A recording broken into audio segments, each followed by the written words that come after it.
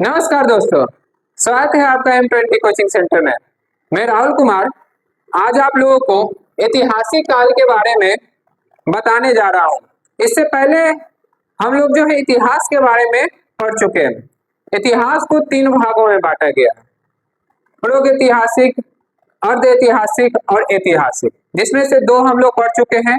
पूर्व ऐतिहासिक काल के बारे में पढ़ चुके हैं और अर्ध ऐतिहासिक काल के बारे में पढ़ चुके हैं। पूर्व ऐतिहासिक काल में हम आपको बताए थे कि वह काल जिस समय के लोग पढ़ना लिखना नहीं जानते थे, उस काल को, उस समय को हम लोग पूर्व ऐतिहासिक काल के नाम से जानते हैं। पूर्व ऐतिहासिक काल में जो लोग थे वो पत्थरों के औजारों का प्रयोग करते थे। उसके बाद हम लोग आते हैं अर्ध ऐतिहासिक काल। वह समय जिस समय लोग पढ़ना लिखना तो जानते थे, पर उनकी लिपि को हम नहीं पढ़ पाते हैं। उनकी लिपि को आज तक हम लोग नहीं पढ़ पाए, तो उस काल को, उस समय को हम लोग अर्ध ऐतिहासिक काल कहते हैं।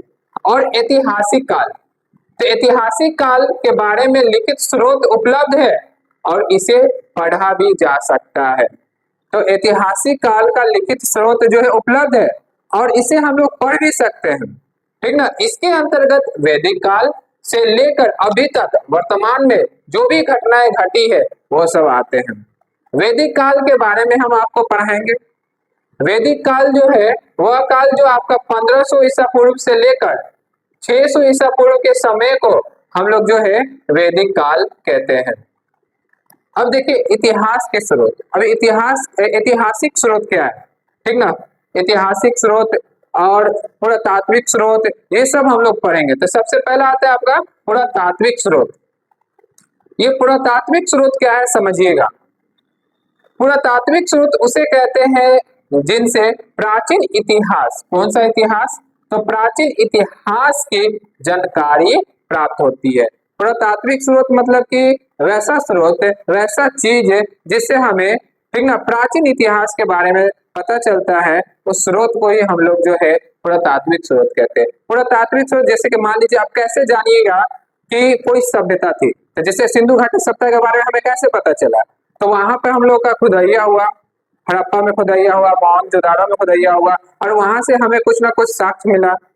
जैसे हम लोगों को पुरोहित आवास मिला, अन्नागार मिला, कुआं मिला। तो ये सब चीज जो मिला है ये हमारे क्या है, पुरातात्विक स्रोत है। वहां से जो है, ठीक ना, आपका उस टाइम जो धातु का प्रयोग होता था वह धातु हमें मिला।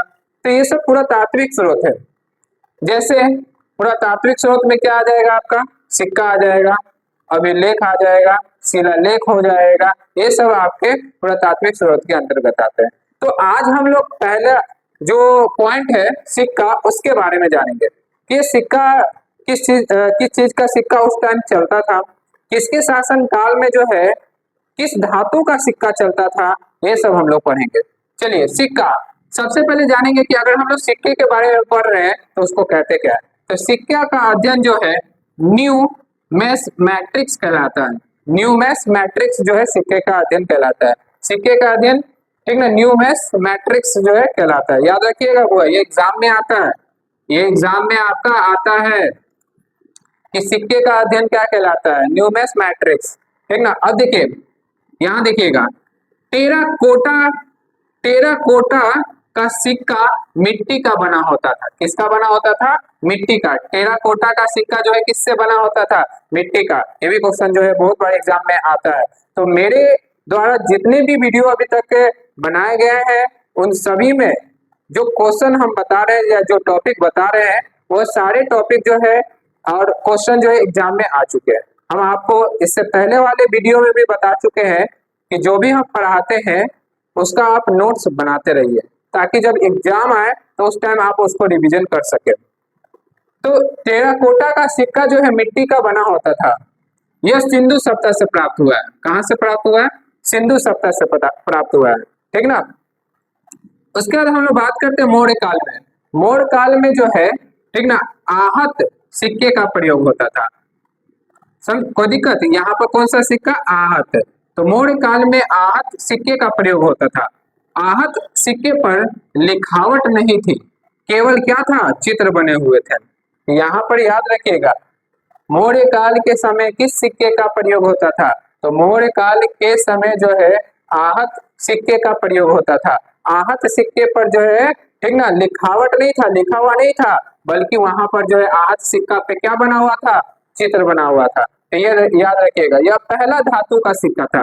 तब यहाँ से क्वेश्चन बनता है कि पहला धातु का सिक्का कौन सा था, आहत सिक्का, ठीक ना। पहला धातु का सिक्का कौन सा था, आहत सिक्का। आहत सिक्का ठीक ना किस काल में चलाया जा रहा था, तो मौर्य काल में। मौर्य काल में आहत सिक्के का प्रयोग होता था। आहत सिक्के पर लिखावट नहीं थी, ठीक ना, केवल चित्र बने हुए थे। यह पहला धातु का सिक्का था। पन, ठीक ना, पन चांदी के सिक्के थे। पन जो था, पन पन कैसा सिक्का था, तो पन जो है चांदी के सिक्के थे, जो मौर्य काल में प्रचलित हुआ था, जो मौर्य काल में जो है चला था, ठीक ना। आहत भी मौर्य काल में, पन भी मौर्य काल में ही जो है प्रचलित था। पहली बार सोने का जो है सिक्का यूनानी शासकों द्वारा चलाया गया था, ठीक ना। पहली बार सोने के सिक्का जो है किसके द्वारा चलाया गया था, यूनानी शासकों के द्वारा जो है पहली बार सिक्का चलाया गया था। शुद्ध सोने के सिक्के, शुद्ध सोने के सिक्के कुषाण शासकों द्वारा चलाया गया था। तो यहाँ से क्वेश्चन आता है कि शुद्ध सोने का सिक्का जो है किस शासकों द्वारा चलाया गया था, तो कुषाण के शासकों के द्वारा जो है सोने के सिक्के चलाया गया था।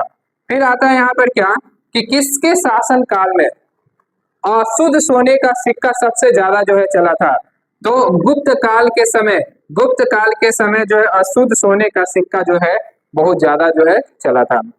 तो इसी तरह का वीडियो अगर आप चाहते हैं कि आप तक पहुंचते रहे, तो आप हमारे चैनल से जो है जुड़ जाइए और जितना से जितना हो सके अपने दोस्त भाई और बहनों के पास जो है इस वीडियो को पहुंचा दीजिए।